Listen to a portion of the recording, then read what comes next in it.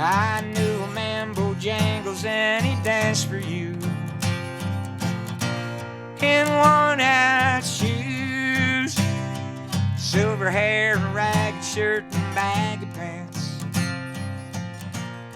First time I remember being moved listening to music, I was in about 3rd, 4th grade outside Philadelphia, Penn Valley Elementary School, and they brought in a gospel family from a local church. I think it was 2 women and a man, and they sang close harmony on some Carter family songs. And something happened inside my heart. I came back. We had to write a little essay, 50 words on what it was like. And I remember being this young kid trying to explain sexual feelings, hearing these 3 middle-aged people singing hillbilly music. It just touched me. The harmonies made my insides turn in a way that they'd never turned before. And I knew that I wanted to be a musician, and I started listening real close to records. Buddy Holly was real big with me, and then later the Beach Boys and the Beatles and the Byrds. I was in a band down on the Jersey Shore with older guys. They'd already been in the Air Force, in and out.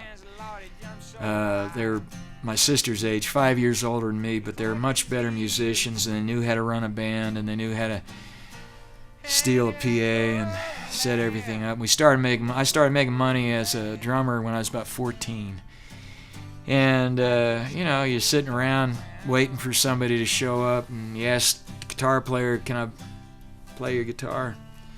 So I learned a few things. And when I got out to Hollywood in 1968, I was playing drums for the Hager twins. They were hee-haw members, and they'd go out, and just the 2 brothers. One of them played guitar, the other one just sang, and I played drums and sang harmony with them. And that's when the guys in Nitty Gritty they heard about me.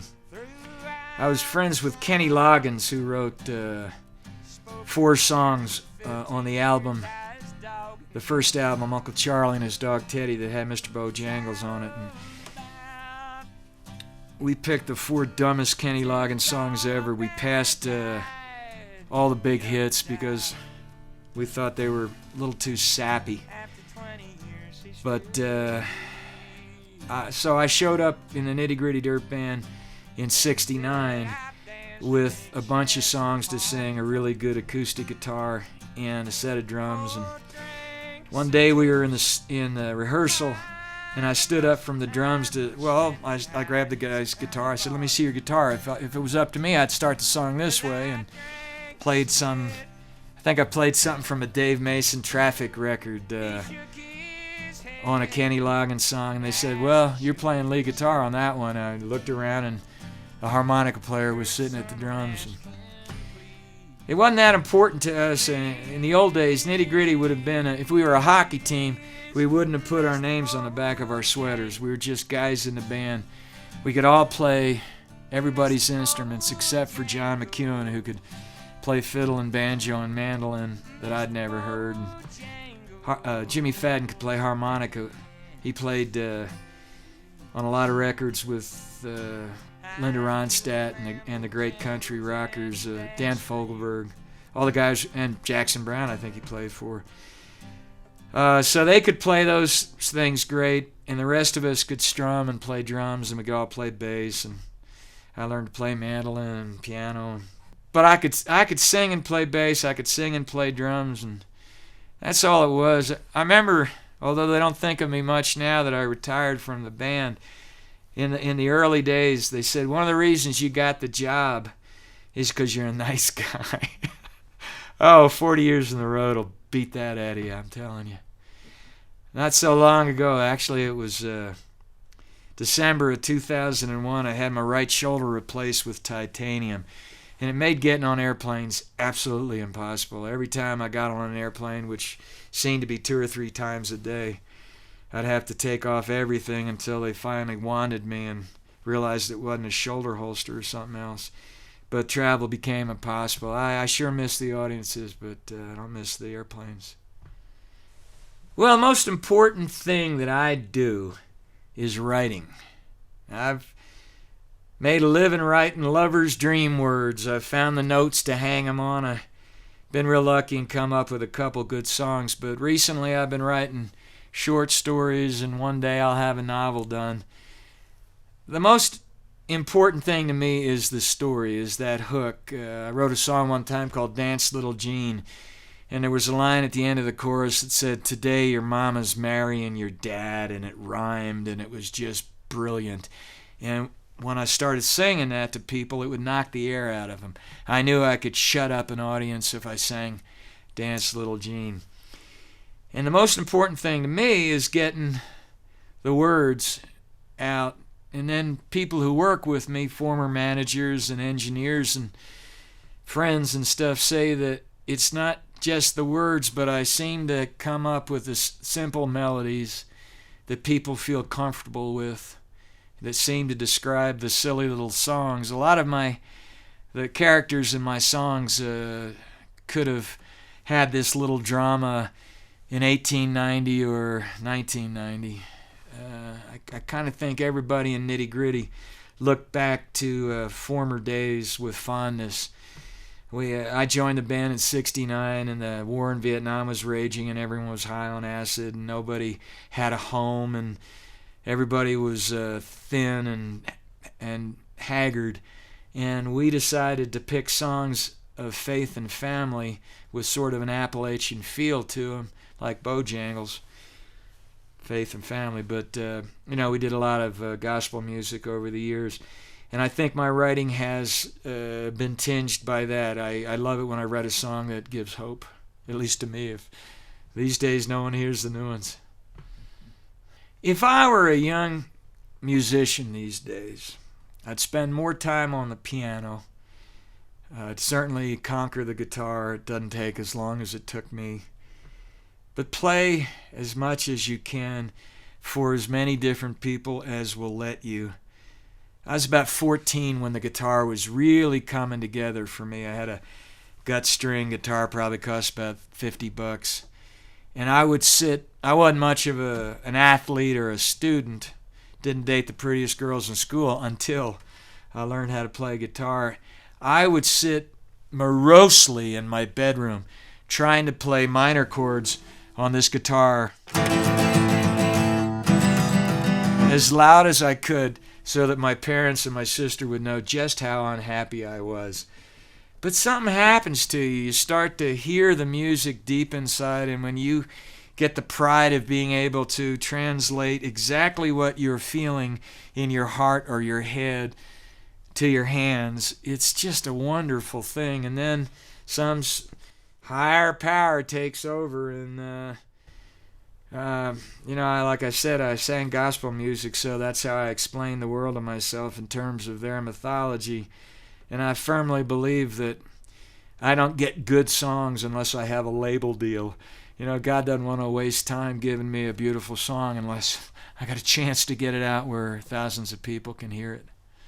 On such cosmic levels, when I look back on how seriously we took ourselves, and many, many funny things happened while we were taking ourselves seriously in a TV studio in London, or playing on stage in Moscow or St. Petersburg or Tokyo or Matsuyama or Hiroshima. So right away I think about one of the funniest days Nitty Gritty Dirt Band ever spent. We're in Kobe, the lost city. We went to one of these special Japanese restaurants where they make... can't even think of the thing, but you get a big pot of steaming water in front of you, and you throw cabbage in and onions, and then you have this wonderful Kobe beef, most tasty beef in the world, and you kind of boil it for a second, and you mix it with this great stuff. And, shabu shabu, I think it might have been called. And we were all in. Nitty Gritty was the third most popular band in Japan in 1971, behind Johnny Cash and the guy with the bubbles, a 1 and a 2, and had the Sunday night show, the old German guy. But we were very big. We were like Elvis there. we're sitting around after enjoying this sumptuous feast that cost our promoter way too much money.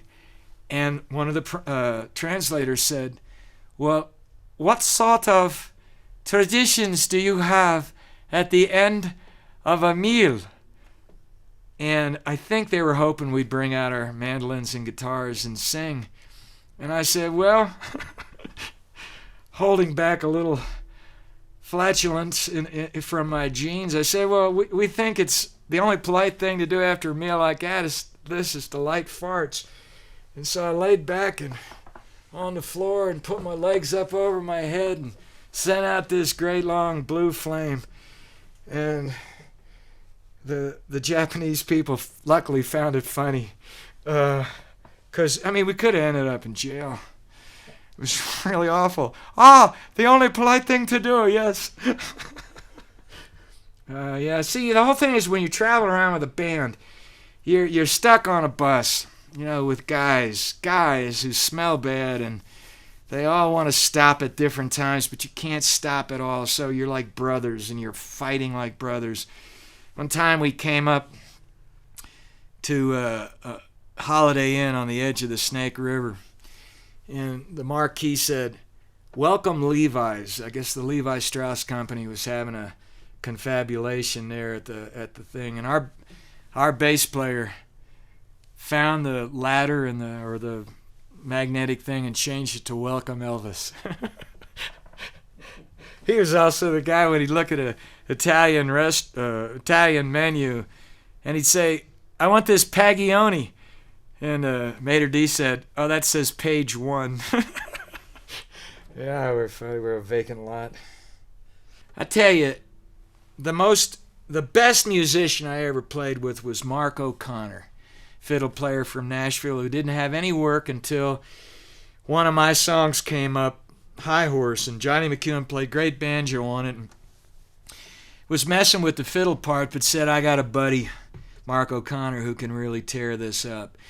But the person who impressed me the most with their talent, their total control of the greatest instrument, the voice, not John Denver, great singer, great songwriter, but Linda Ronstadt.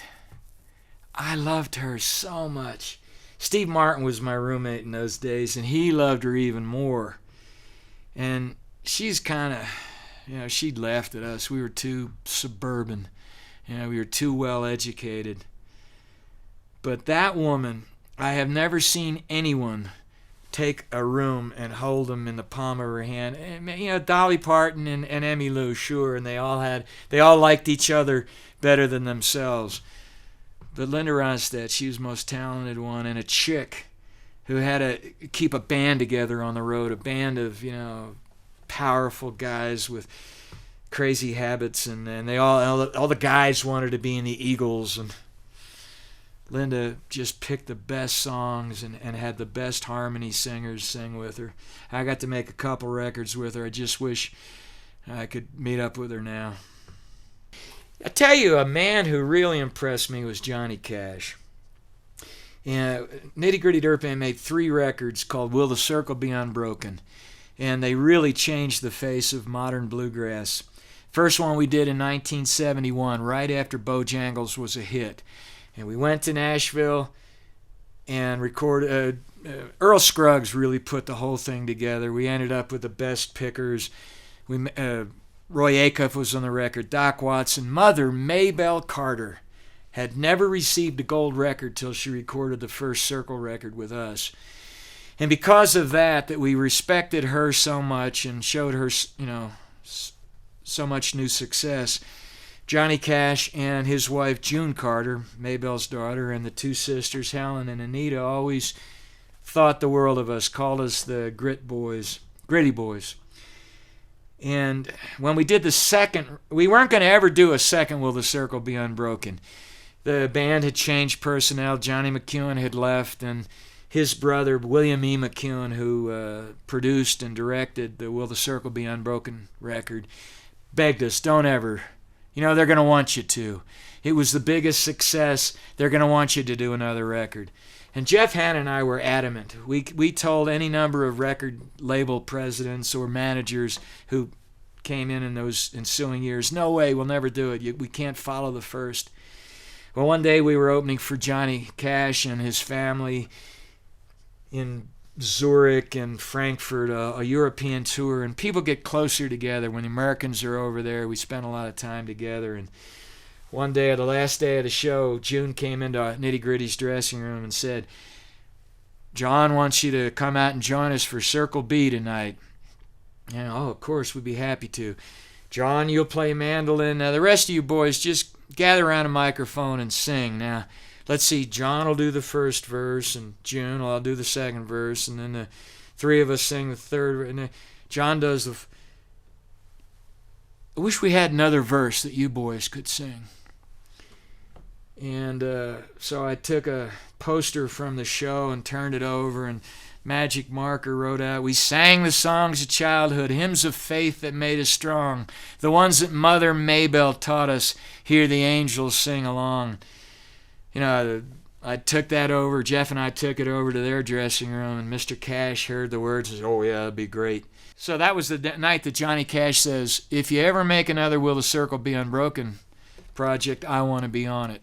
Good enough for us. But Jeff and I drove up to Randy Scruggs' studio the first day, and we're going, "God, what if it sucks? You know, the first one was so great. We made history with it. What if this sucks?" And we walk up to the studio, and here's Johnny Cash when he was still healthy and strong. I think this was 87 maybe. He's talking on the phone. "Well, yeah, here they come in right now. Here's a couple of the Gritty boys now. You know, we're down here."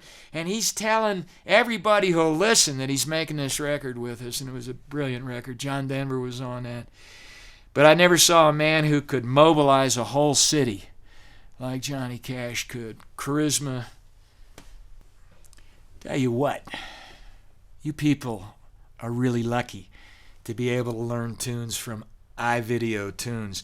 Have the guy who wrote the song or made the hit sitting explaining to you that there's nothing to it.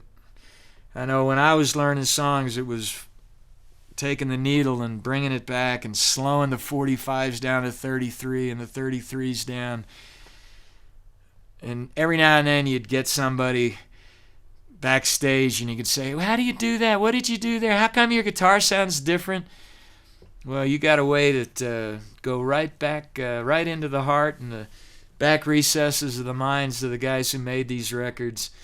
All you do is play it over if you don't get it. We really hope that you understand what we're trying to teach you. And it's great for us because you can't raise your hand and go, "The hell are you talking about?" Hope you get what I'm trying to say.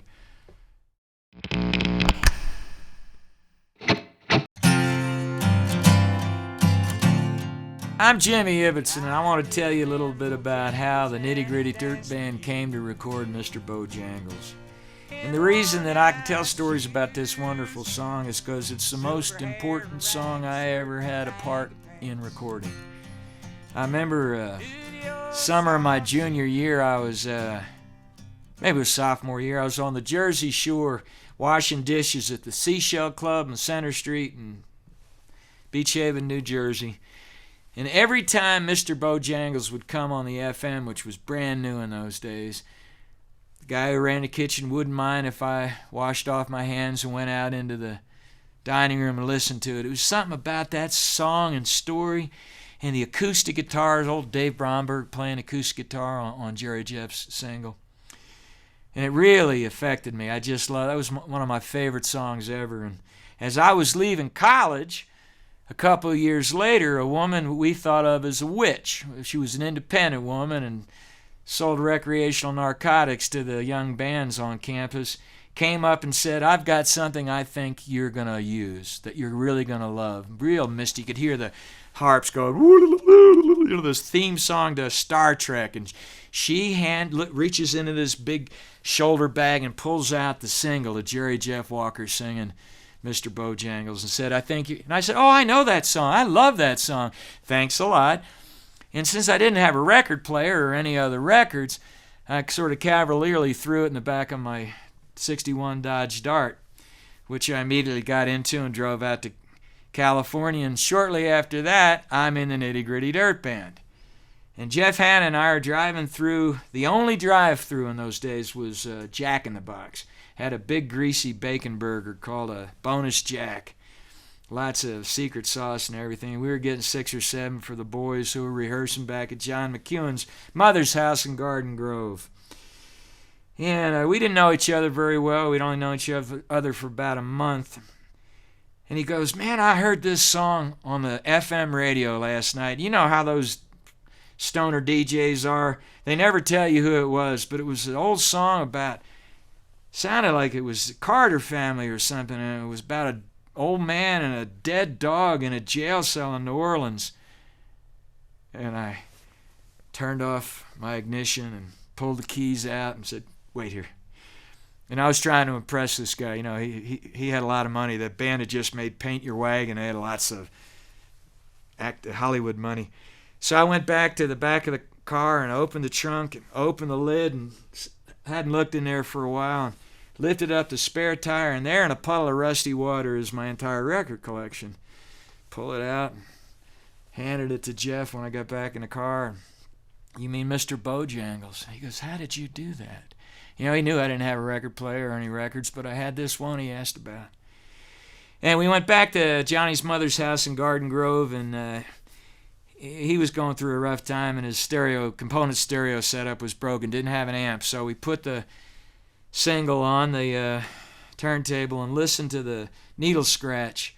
And I knew it well enough, you know, a couple of words I wasn't sure of, and the chord changes a couple places. I never played it. But we wrote down what we heard, and we got it a little bit wrong.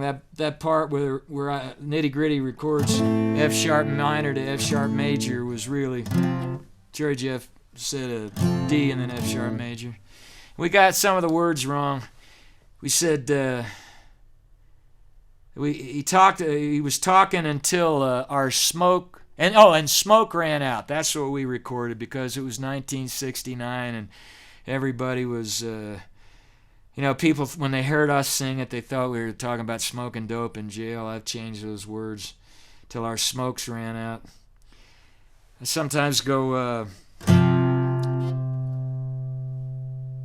he says, I used to do a talking like a rap thing in the beginning and say, the old man asked me, he said, "We got 48 hours together in this drunk tank and I'm bored already. And if you'll let us share the story of our respective lives, I'll share my last Camel cigarette with you." It's a wonderful scene where, in my mind, I've heard the story so many thousand times. Jeff Hanna sang it in the band, and I've sang it a million times since. The scene between the young fella and the old dancing guy in the jail cell all revolves around that cigarette to me, and their friends and their seen sharing this cigarette. And then before the song's over, the old man's slipping out of his duds and leaping around the jail cell like some Bourbon Street Baryshnikov. And the kid, I always made it sound to me like the kid was a little embarrassed there for a while. "Hey, come on, man. They think you're my friend. Quit leaping around." Jerry Jeff and I have talked about the song a lot, and he often made the point that the fella, he actually was in a drunk tank in New Orleans during Mardi Gras when he was about 19 years old. But in those days, they segregated the prisoners by race. And so the fella was a white guy who would walk up when he was out of money to a table at a cafe and say, "Give me a quarter and I'll dance your favorite song for you." And everybody called themselves either Mr. Bojangles or Mr. Pork Chop or Zippity Doodah or whatever. They all had these names, pseudonyms. And I bet you that the fella that Jerry Jeff shared the jail cell with wasn't as impressive to him as the guy I sang about was to me.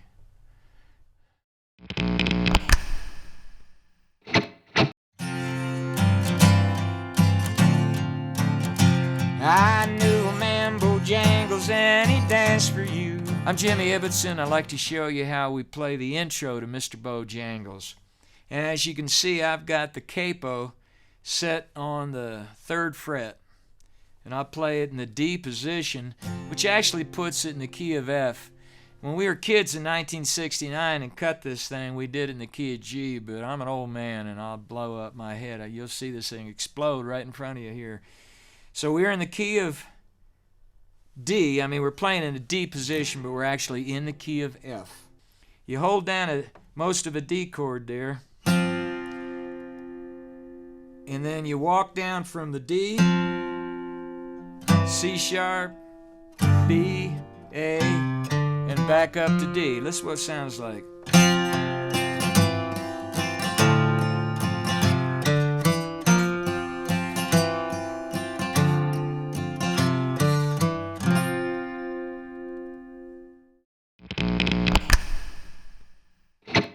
I met a man who sailed in New Orleans. I was down and out, and he looked to me to be the eyes of age.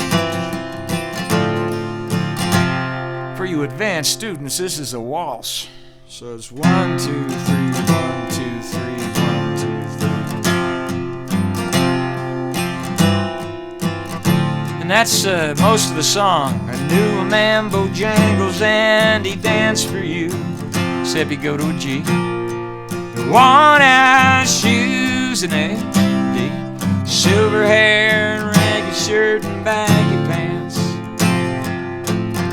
You do the old soft shoe, that's your A. Then you go to the G. And here you can play either an F sharp minor to a F sharp major, or a D to an F sharp major. Let me show you both ways. Jump so high, jump so high. That's going back to the D, or you can go. He jumped so high, jumped so high, and he lightly touched down. I rock on that suspended fourth on top of the A there. The other thing you can do is go. I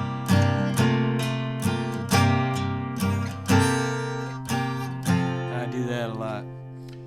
So that's the chords to the verses.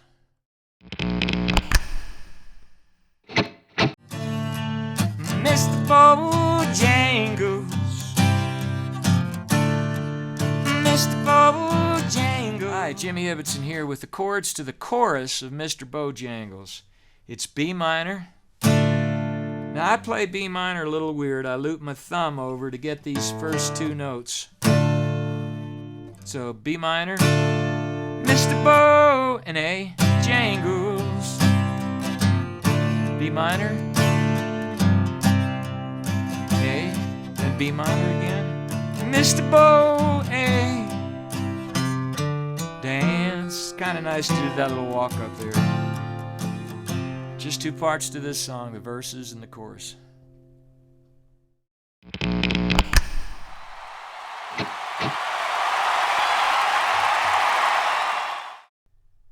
I'm Jimmy Ibbotson with my performance of Mr. Bojangles.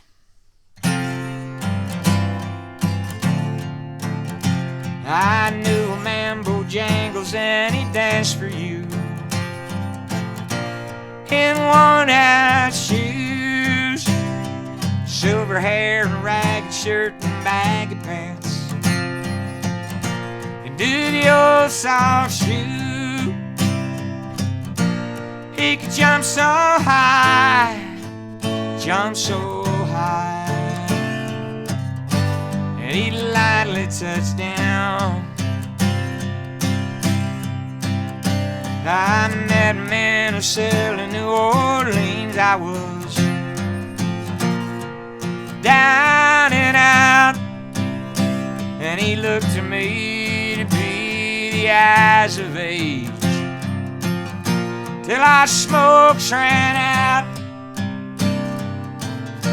and he talked of life, talked of life.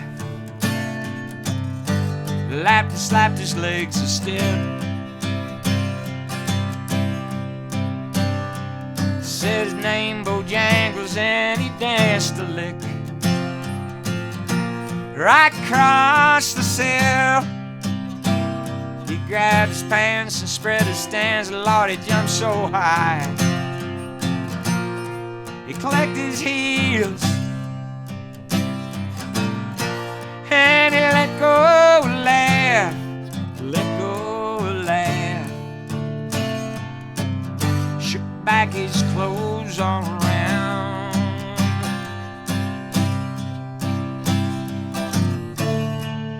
Mr. Bojangles, Mr. Bojangles, Mr. Bojangles, dance. He danced for those at minstrel shows and county fairs throughout the South. Spoke through tears of 15 years, how his dog and him traveled about until the dog up and died. He up and died. After 20 years, he still breathes. And he said, I'd dance at any chance or honky-tonk for drinks and tips. But most of the time spend behind these county bars, 'cause I drinks a bit. He shook his head, and as he shook his head, I heard someone asking, please, please, Mr. Bojangles, Mr. Bojangles, Mr. Bojangles, dance, please. I knew a man, Bojangles, and he danced for